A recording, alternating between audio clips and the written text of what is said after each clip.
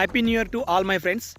ఈరోజు fish barbecue మేము మా చెరువు కట్ట దగ్గర ట్రై చేయడం జరిగింది. మోతుకు ప్లస్ టేకు ఆకుల మధ్యలో మంచిగా మసాలా కలుపుకొని ఆ ఫిష్ని అలా చుట్టేసి ఇలా జస్ట్ నిప్పుకాయల పైన మాత్రమే ఉడికించి ఆ ఫిష్ని తీసుకొస్తే ఆ సువాసన ఎక్దమ్ లెవెల్లో ఉందనుకోండి.